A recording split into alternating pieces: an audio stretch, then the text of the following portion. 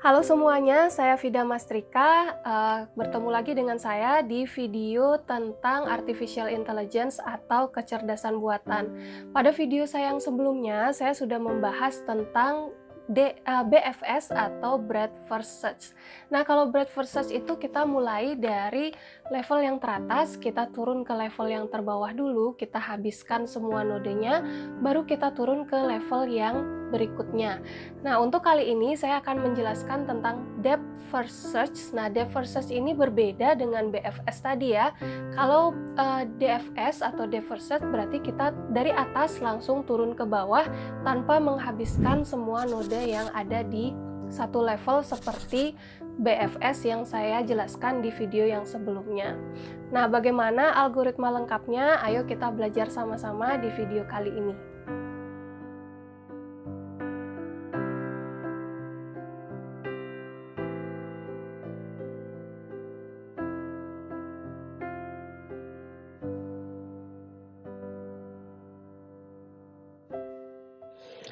Oke, dalam video kali ini saya akan menjelaskan tentang Depth First Search, dan dalam rangkaian video kali ini juga saya hanya menjelaskan BFS dan DFS aja. Dalam Artificial Intelligence itu banyak ya metode searchingnya, mungkin akan saya bahas di lain waktu ya. Oke, untuk DFS atau Depth First Search itu proses pencarian akan dilakukan pada semua anak node sebelum dilakukan pencarian ke node berikutnya yang berada pada satu level.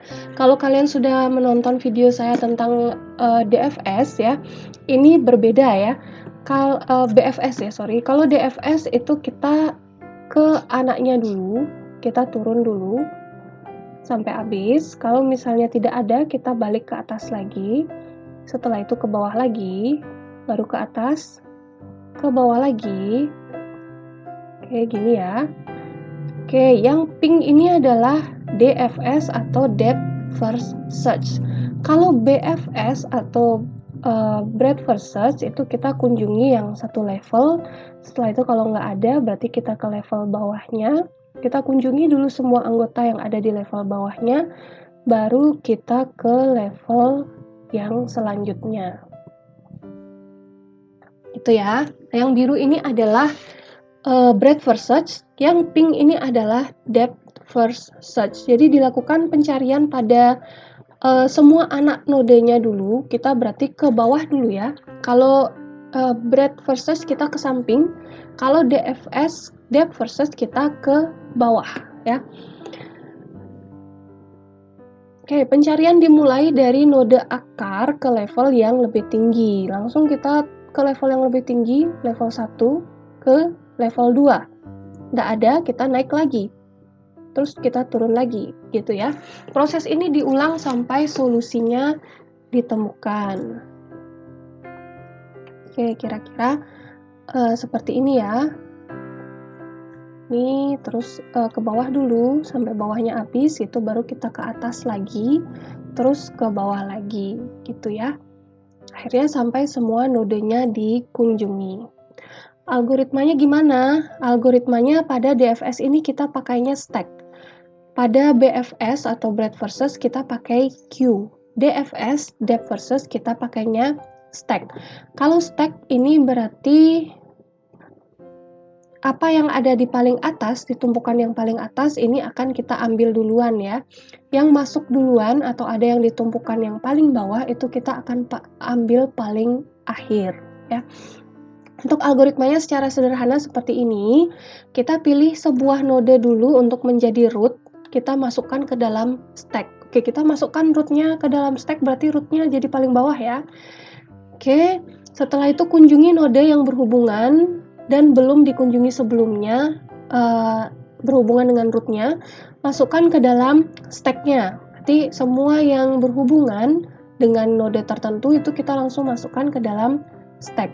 Jika tidak ada yang bisa dikunjungi lagi, hapus node teratas pada stack dan ulangi langkah yang ketiga. Ulangi langkah 2-4 ini hingga tidak ada node pada stacknya. Oke, kita langsung ke perjalanannya aja ya. Ini grafnya masih sama seperti yang saya gunakan di video saya sebelumnya tentang, BFS ya. Pertama kita tentukan root-nya dulu ya. Root-nya itu kita tentukan di sini A ya. A ini langsung kita masukkan ke dalam stack dan langsung kita print ke dalam result-nya. Oke. Setelah itu apa yang harus kita lakukan? Kita harus, mengecek anak dari si A ini ya. Kita cek anak dari si A yaitu B. Berarti B kita masukkan ke dalam stack. B juga kita masukkan, langsung kita tulis pada result-nya. Setelah ini kita kemana? Nah, ada yang tahu nggak kita kemana? Apakah kita ke C atau ke D? Ya. Setelahnya karena ini adalah depth first search, berarti kita turun ke bawah ya, turun terus atau ke level yang lebih tinggi. Kita tidak mencari di level yang sama ya, kita turun ke level yang lebih tinggi. Berarti apa yang ada di stack itu adalah A, B, dan D. Resultnya juga A, B, D. Kita kunjungi D, langsung kita tulis di stack dan kita tulis di result. Setelah itu kita kemana? Apakah kita ke E atau ke I? Nah, sekarang kita langsung kunjungi I ya. Kita turun terus ke bawah atau kita ke level yang lebih tinggi. Berarti sekarang di dalam stack itu adalah A, B, D, dan I. Resultnya juga A, B, D, I. Selanjutnya kita cek apakah I punya level yang lebih tinggi atau anak yang berada di bawahnya. Nggak ada ya. Berarti kita cek I dan sudah tidak ada anak, berarti I bisa dihilangkan dari stack. Oke, ingat ya di sini ada perbedaan penggunaan stack dan queue. Kalau misalnya queue itu yang paling depan kita layani duluan. Kalau yang stack berarti yang paling atas ya, yang kita layani duluan, yang terakhir masuk kita layani terlebih dahulu ya. Berarti I di sini udah bisa dihapus ya. Oke, sekarang kita kemana? Kita lihat stack tumpukan yang paling atas ada D. Berarti kita harus kembali ke D lagi ya. Nah, di sini D kita cek lagi apakah masih punya anak atau yang ada di level yang lebih tinggi. Ada, ternyata ada J. Berarti kita kunjungi J. Kita tulis J di result dan kita tumpuk lagi J-nya di dalam stack. Oke, setelah itu kita kemana? Kita cek dulu J, apakah J punya anak atau tidak. Karena tidak ada anak, berarti kita bisa hapus J dari tumpukan stack-nya. Setelah itu kemana? Kita ke D. Nah, karena semua D itu punya anak, tapi semua dari anaknya sudah dikunjungi, berarti kita nggak perlu ngecek apa-apa lagi ya. Berarti di sini D bisa kita hapus dari stack. Setelah itu kita kemana? Kita lihat stack-nya masih tumpukannya A dan B. Yang paling atas tumpukannya adalah B, berarti kita ke node B sekarang. Di node B ini, apakah masih punya anak? Masih ya. Apakah semua anaknya sudah dikunjungi? Belum. Berarti ada satu anak yang belum dikunjungi yaitu E. Berarti E kita masukkan ke dalam stack, kita tumpuk di atas B, dan kita tulis juga ke result ya. Jadi stacknya sekarang tumpukan adalah A, B, E, resultnya sudah A, B, D, I, J, dan E. Setelah ini kita kemana? Setelah ini kita cek dulu E. Apakah E punya anak? Ternyata tidak. Berarti kita bisa hapus E dari stack kita. Kita kembali ke B. Apakah B punya anak? Punya, tapi semuanya udah dikunjungi. Berarti kita udah selesai dengan B ya. B sudah bisa dihapus dari stack dan kita kembali ke A di sini. Oke. Apakah A punya anak? Punya. Apakah semuanya sudah dikunjungi? Belum, ada yang belum dikunjungi yaitu C. Berarti kita masukkan C di sini ke dalam stack dan kita tuliskan C ke dalam result. Oke, sekarang yang kita cek siapa? Yang paling atas di stack adalah C. Berarti kita cek C dulu ya. Apakah C punya anak? Punya. Apakah semuanya sudah dikunjungi? Belum. Berarti semua anak kita harus kunjungi ya. Anak yang pertama adalah F. Kita masukkan F ke dalam stack. Terus kita tulis F-nya ke dalam result juga. Setelah itu, apa yang kita cari? kita cek dulu F-nya punya anak atau enggak ya. Nggak boleh langsung ke samping karena kita harus turun ke bawah ya. Apakah F punya anak? Ternyata enggak, berarti F kita udah selesai ya, bisa kita hapus dari stack. Oke, kita kembali ke C dan C masih punya anak yang belum dikunjungi yaitu G. Berarti G kita masukkan ke dalam stack dan kita juga tulis ke dalam result. Nanti G ini juga akan kita cek apakah G punya anak atau enggak. Ternyata enggak ya.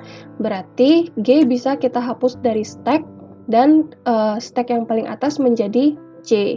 Kita cek lagi apakah C punya anak. Ternyata masih ada yang belum dikunjungi yaitu H. Berarti H kita masukkan ke stack dan juga kita tulis di result. Selanjutnya kita cek H, apakah H punya anak? Ternyata tidak, berarti kita bisa hapus H dari stack. Setelah itu kita pindah ke C, ternyata C masih punya anak, tetapi semuanya sudah dikunjungi, berarti kita bisa hapus C dari stack. Selanjutnya kita cek lagi A, apakah A masih punya anak yang belum dikunjungi?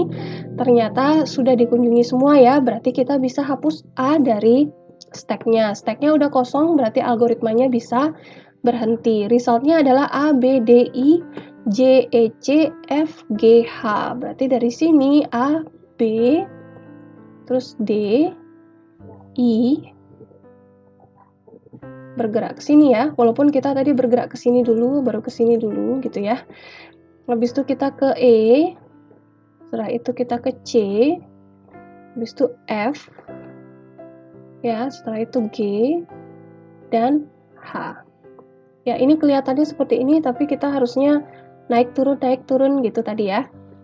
Oke, semoga bisa dimengerti dengan contoh yang ini. Keuntungan dari DFS itu membutuhkan memori yang relatif kecil. Kita lihat tadi tumpukan dalam stacknya nggak selalu banyak ya.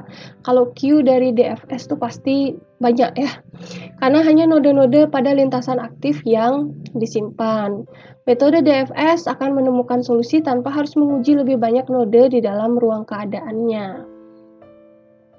Oke, selanjutnya hambatannya adalah memungkinkan tidak ditemukannya tujuan yang diharapkan. Terjebak dalam lokal optima karena dia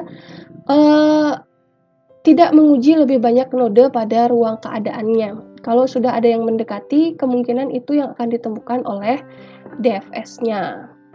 Oke, itu dia penjelasan tentang DFS atau Depth First Search. Semoga bisa dimengerti dengan baik ya. Oke semuanya, saya harap materi tentang DFS kali ini bisa kalian mengerti dengan baik. Nah, dalam artificial intelligence itu masih banyak ya algoritma pencarian yang lainnya, tapi saya di sini cukupkan untuk membahas dua dulu, yaitu DFS dan BFS. Mungkin saya akan membahas pencarian lainnya di lain waktu atau di video yang lainnya ya. Untuk video yang selanjutnya saya akan membahas tentang sistem pakar. Sampai bertemu di video saya yang selanjutnya ya.